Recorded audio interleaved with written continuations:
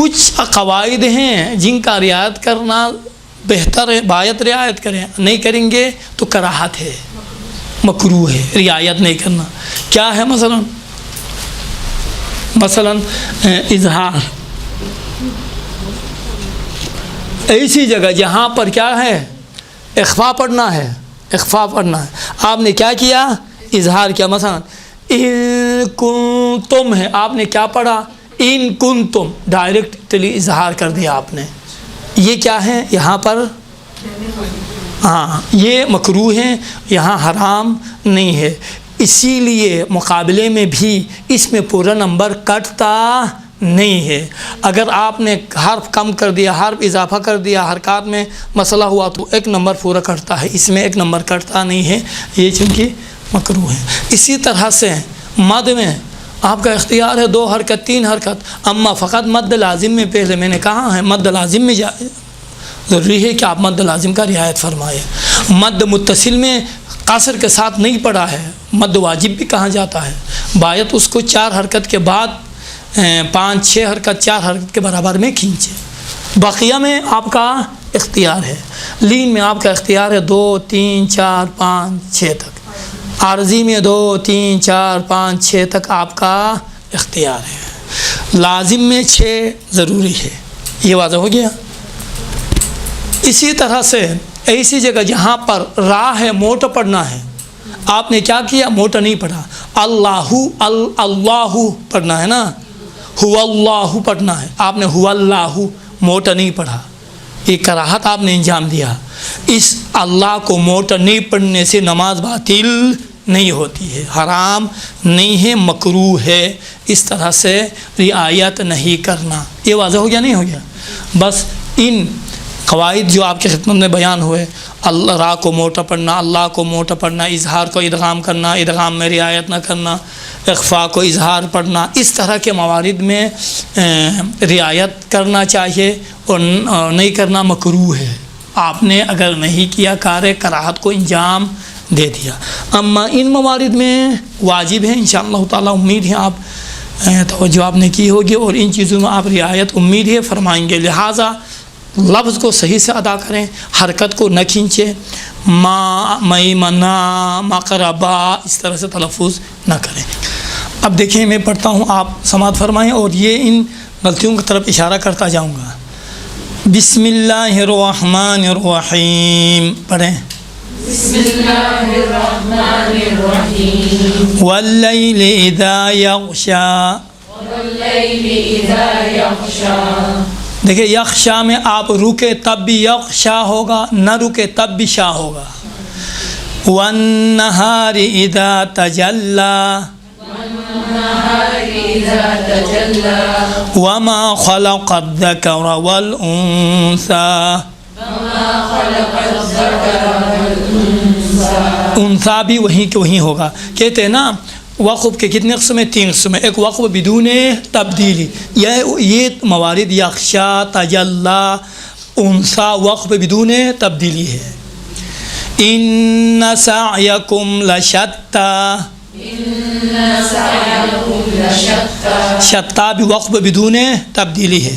فاما من اعطى واتقى، فاما من اعطى واتقى، یہ بھی بدون تبدیلی ہے۔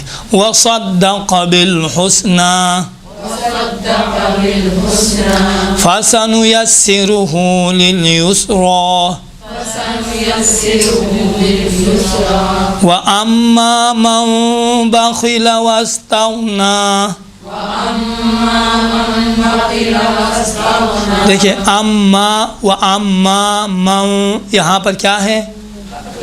خلاب ہے۔ من بخل، خی باقی نہیں ہوگا، بخل واستغنى، دیکھیں ہم نے کیا کہا تھا، موٹے حروف کتنے ہیں؟ 7 ہیں نا، ان میں سے ایک خا ہے، خا موٹا پڑھا جائے گا اس وقت جب خا کے اوپر زبر اور پیش ہو، خا کے نیچے زیر ہو تو باریک ہوگا۔ دیکھیں وَأَمَّا مَن بَخِلَ وَاسْتَغْنَى،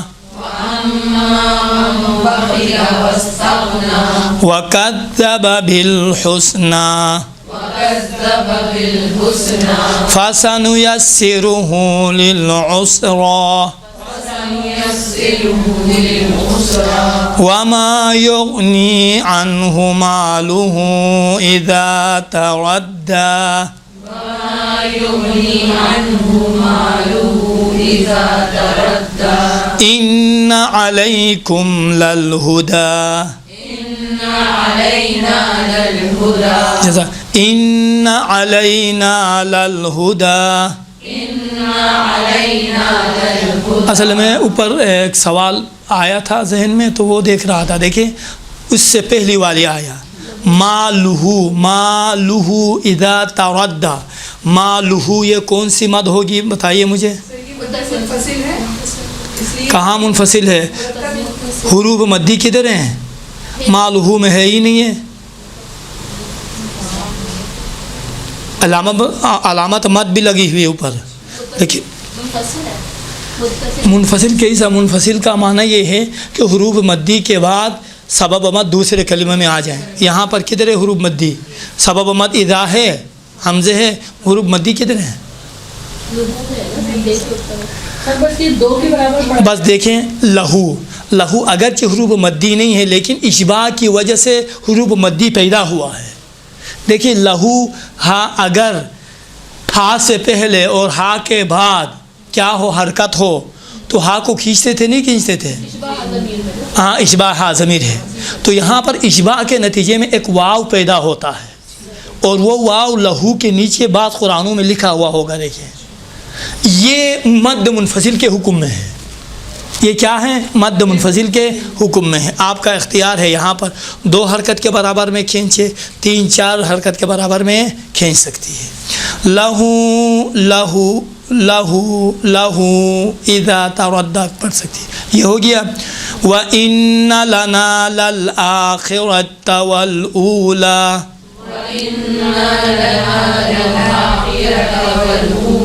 وَإِنَّ لَنَا لَلْآخِرَةَ وَالْأُولَى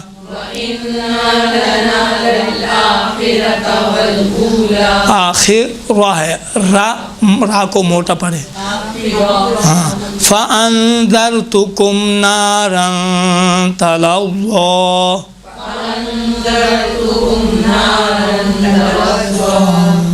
یہاں پر نارن کیا موٹا ہوگا؟ موٹا نہیں ہوگا.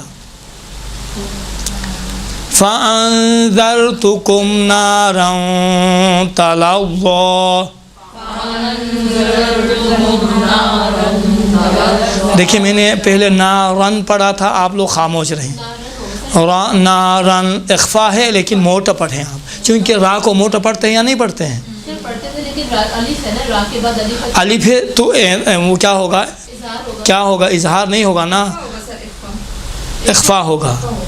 کیوں؟ یہ جو الف ہے نا وہ الف جزء کلمہ نہیں ہے. نا را توقف کے صورت میں نا را پڑھیں گے، توقف نہیں کرنے کی صورت میں نا رن فتلظ الف نہیں پڑھا جائے گا. را کو موٹا. فَأَنذَرْتُكُمْ نَارًا تَلَظَّىٰ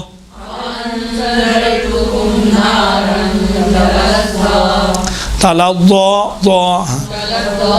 لا يصلاها إلا الأشقى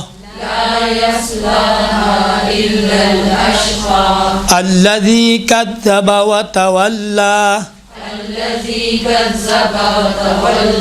وسيجنبها الأتقى الذي يؤتي ماله يتزكى وما لأحد عنده من نعمة تجزى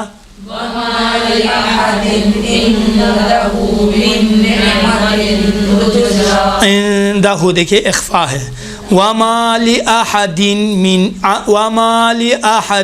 عنده من نعمة تجزى